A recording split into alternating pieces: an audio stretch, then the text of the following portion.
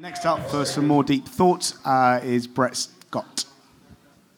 Hello, everyone. Hello. Thanks for getting me here to talk. I'm Brett Scott. I do lots of different things, but I'm probably, I guess, most known for writing The Heretic's Guide to Global Finance, Hacking the Future of Money, which is a book about the financial sector, which I used to work in the financial sector as a derivatives broker and over-the-counter swap contracts, which are giant bets entered into by various financial players. So I have some experience in the mainstream financial sector, but then I nowadays spend a lot of time exploring the alternative finance sector, but also I work a lot with activist groups of various sorts. I've always actually worked with activist groups, even when I was in the financial sector, so I'm something of an anomaly. And I don't entirely know why I actually necessarily get invited to talk at Bitcoin events, because I'm not technically involved in the Bitcoin community in any sort of immediate way. I use Bitcoin, and I sell my book for Bitcoin. I managed to sell about 34 copies, I think, for Bitcoin, which is interesting. I actually sold about 6 for Dogecoin, which is also quite fun. But I also get Bitcoin in the form of donations from some people when I write articles. But I don't technically, run a Bitcoin business. I do use it as well. I've used it to pay interns. What else? I've designed services. I've bought various illicit goods, which is not drugs, actually. I was actually they're not technically illegal goods, but they're things that arrive at your house in cardboard boxes with no labels on them, because you might not want people to know what they are. But I really like Bitcoin, and I enjoy the sort of process of exploring it. At the same time, some people have known me for making critiques of the Bitcoin community. Actually, I think I was invited here partially because I wrote an article called Visions of a Techno-Leviathan, The Politics of the Bitcoin Blockchain. And actually, Gavin earlier on offered a perfect articulation of the techno-leviathan, although he called it, quote unquote, the force of nature. So if you want to go and read that article, I would greatly appreciate it. It's been quite well received, actually, among a wide range of different players in the Bitcoin community, including your hardcore anarcho-capitalists to a lot of different players who've got slightly different perspectives. Unfortunately, recently I had to actually sell most of my Bitcoin because I didn't really make very much money, and I had to transfer it into fiat currency, or more particularly electronic commercial bank receipts that I could transfer to my landlords and via the central bank. And so I don't really have any Bitcoins left, so you can donate some more if you'd like. What I do though is the reason why I'm so broke at the time is I do these 2 forms of work which don't actually pay. I write Creative Commons articles, which you don't get paid for generally. For example, like Visions of a Techno-Leviathan, I don't get paid to write that. And then I do a lot of informal helping people type of work, people who don't have any money really, who can't really pay you. So I just sort of help them because I enjoy the process. I'd say about 40 to 50% of my work is this. The downside is that you then are broke and you can't do anything.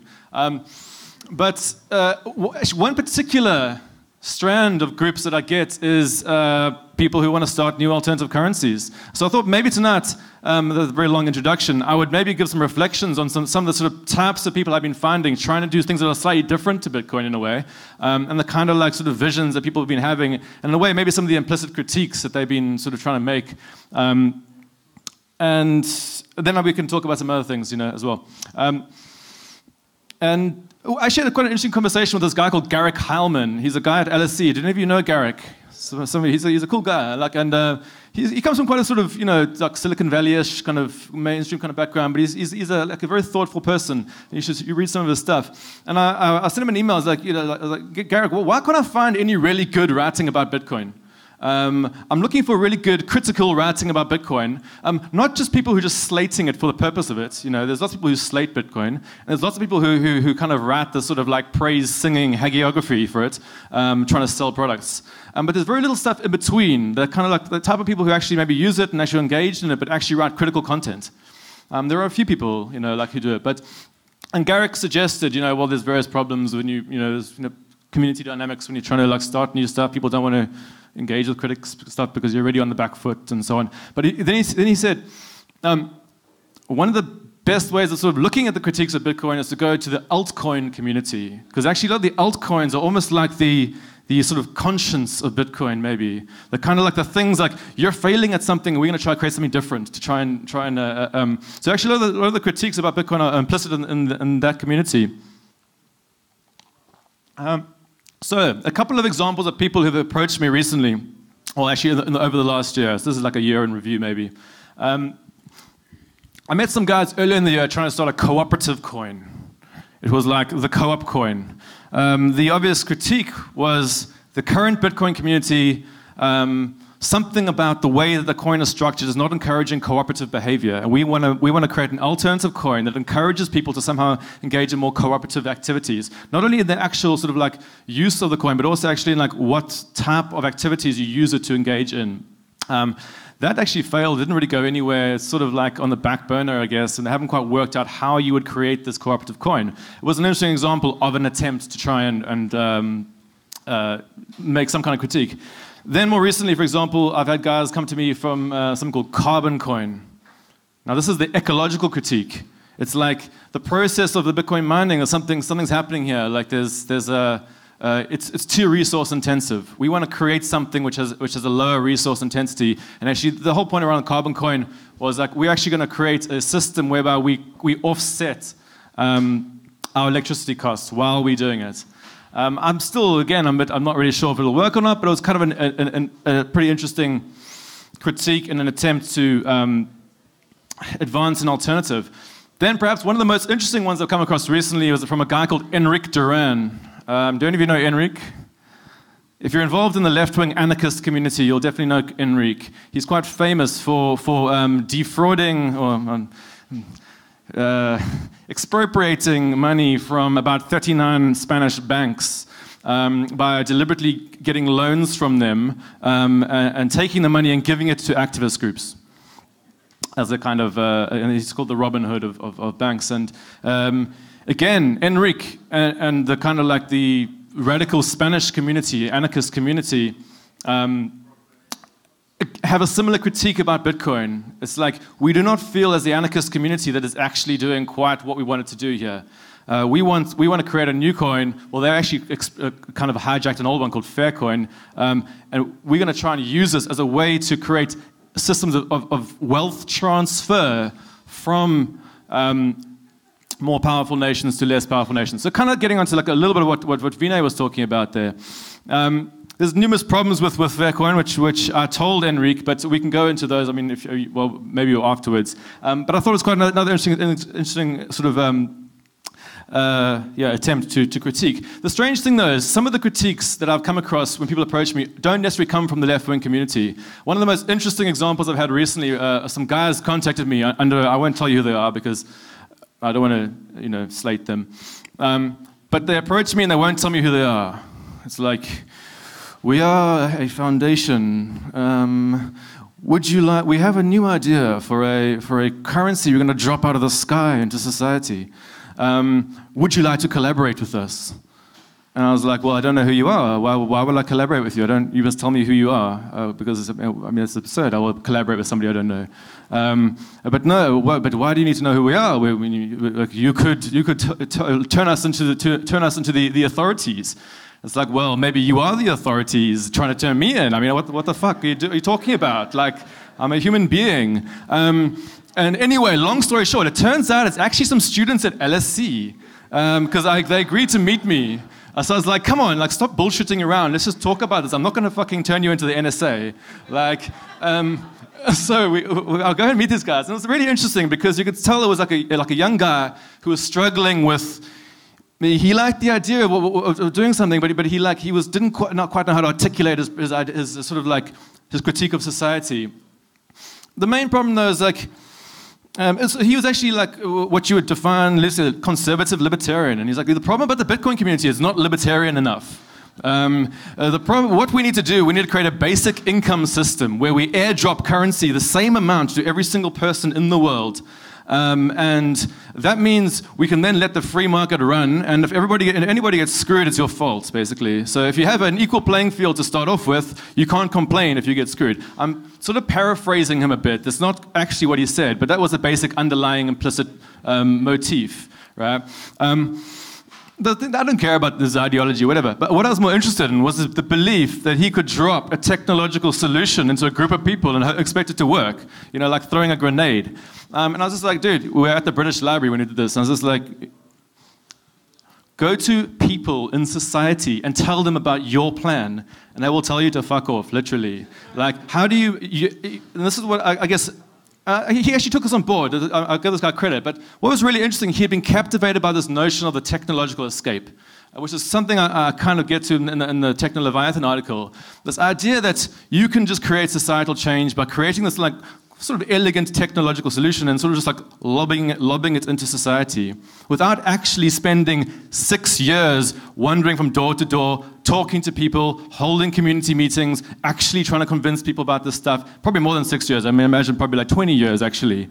And in a way, this is quite sort of compelling because actually, this is a guy who's like a young dude, and the technological vision has given him a sense of hope because he's like, I don't actually have to do that. Here's a thing I can do, which from my room, I could potentially change society.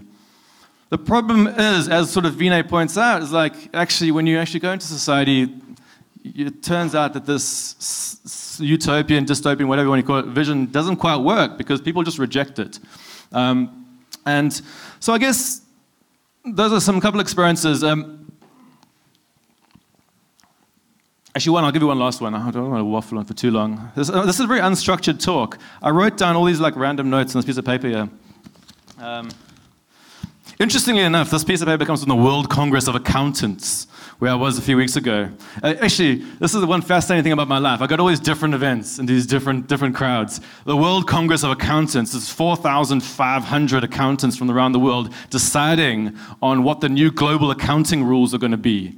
All right, such that global investors, aka investors from basically the US and then Europe, can invest more effectively without having to worry that the Chinese, for example, don't use the same accounting rules as they do. You know, it's like this is how you create the mechanisms of globalization. Of course, I don't say that. This is the implicit message. The cronies of multinational corporations, and. Anyway, so that was a random aside.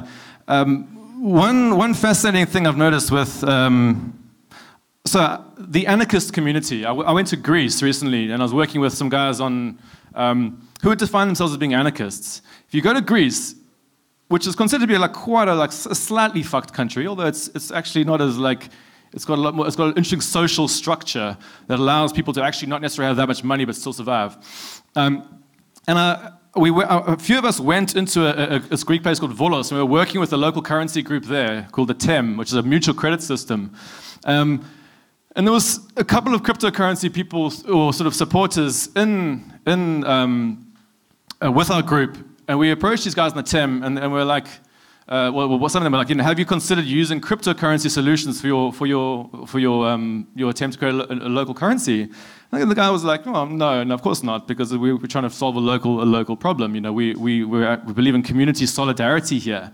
And I guess this is quite an interesting thing. There's in the Bitcoin community, this is not necessarily a critique, but there has become this idea that the only form of alternative currency is something that has to be global, or something that has to be kind of like technological in nature. And actually, if you look at the very nature of currency itself, it always starts with communities.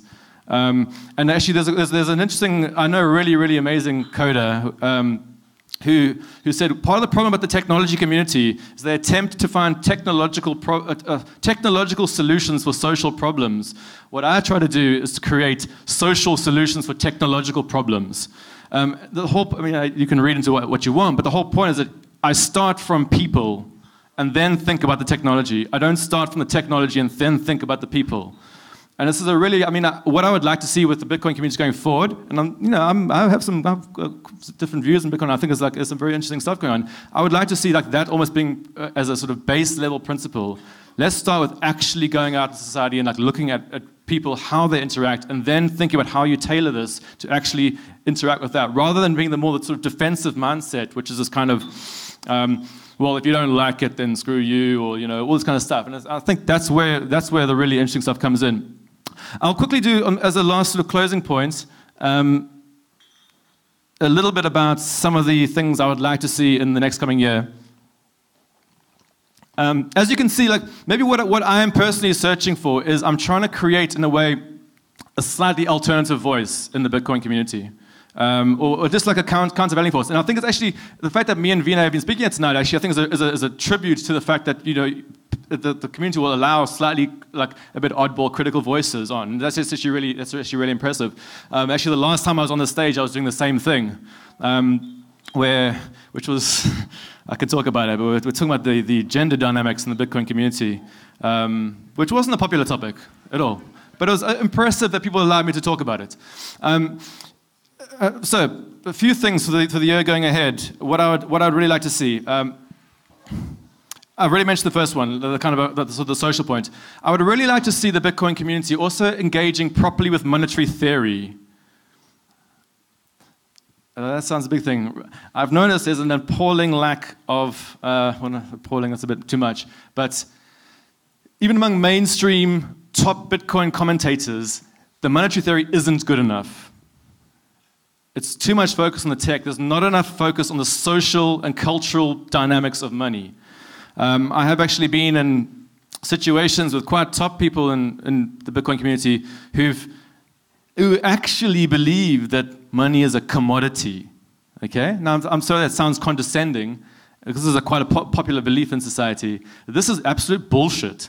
And I really think this should be changed. The Bitcoin community of all people should know this stuff, because you can clearly see it's a fucking ledger. All right, like an accounting system. It's amazing how the commodity fetishization has occurred in many people's minds, and I really want to see that. Like, in a sense, it makes me angry. I actually was in this is a bit of an ad hominem thing, perhaps, but the Imperial University just started a new Bitcoin kind of society, and I was looking at their write-up about Bitcoin. It had all these commodity notions of money, and even worse, it had a theory that money emerges out of barter. Okay, now look, if you were actually engaging with true monetary theory, you would know that this is bullshit theory. So in a way, I think less focus on some of the technological aspects, more focus on the real fucking nature. Sorry, I'm swearing too much. You can tell I'm passionate about this. The real nature of how money actually works, which is about human interactions. It's got absolutely nothing to do with commodities. So that's one point I'd really like to see going forward. The last thing I would like to see going forward is a really engagement with the nature of power dynamics in the Bitcoin community.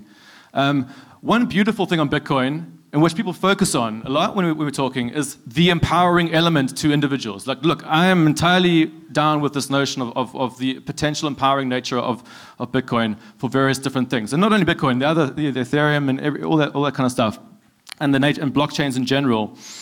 But there are, I won't have time to go into them now, but sort of, I guess, 4 other areas I'd like to see engagement with. First of all, I guess when people are doing technology critiques, there's always this tendency. It's like, oh, you're going to critique technology. What you're going to do? You're going to talk about how people will abuse the technology.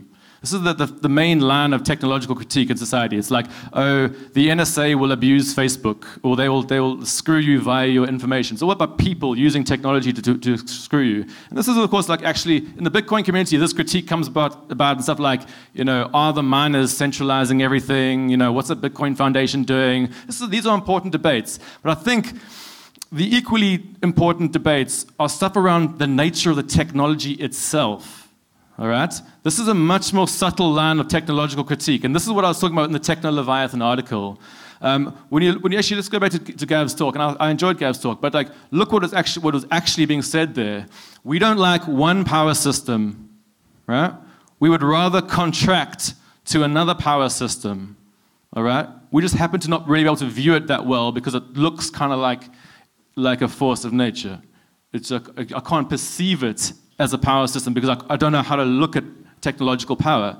I'm sorry if that's an unfair thing to say, but there's a lot of serious study and serious critical thoughts around the nature of technological authoritarianism and how technology has this way of capturing people without actually people knowing it. And I really think this is an important thing to engage with in the Bitcoin community. Then some of the internal power dynamics, I mean, the kind of stuff around maybe stuff around gender and stuff, I've already talked about that. But the last thing I'd like to actually see is stop, in a way, people are trying to get out of the mentality of just seeing Bitcoin in a silo by itself. The main reason I actually continue supporting Bitcoin is because I try to view the sort of holistic picture of the world, which is, I don't actually like the internal dynamics of the Bitcoin community often. What I do like, though, is when you're looking at it in the context of what's actually happening, right now, the credit card companies and the banks are systematically attempting to create a cashless society, right? Nobody really thinks much about this. Oh, the nice little, like, I'm on the bus, I can use use my contactless payments. You know what they're actually doing? They're creating a giant, epic system which will monitor every single transaction that you do, creating one of the world's largest big databases, which can then be mined for all sorts of information. Bitcoin in that geopolitical, or whatever you want to call it, I'm not sure, geopolitical context, but kind of that political context, that becomes an incredibly powerful force in terms of offering a small little escape from that.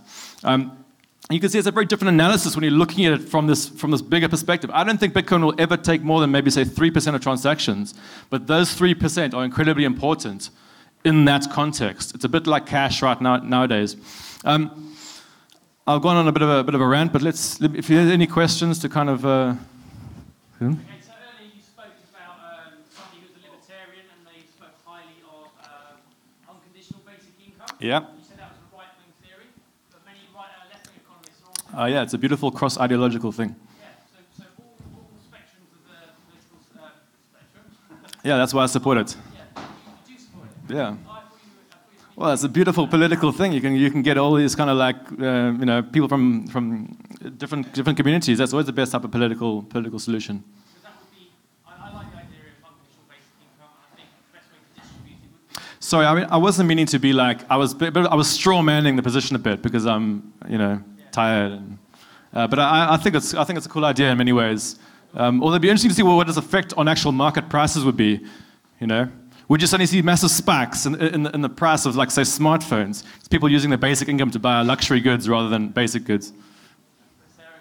The new world, that could be an essential good rather than the basic good. Yeah, sorry, I agree. Any more questions? Questions, reflections? Cool. If you want to sort of see more of my stuff, I'm Suit Possum on Twitter, and you can check out Suit Possum. Yeah. Suit Possum, like a suit, like a possum with a suit. And you can abuse me or tell me what you think about my views on there. And thanks for letting me on. And I hope this next year is going to be a great year for critical engagement with cryptocurrencies and everything else. Thank you, Brett.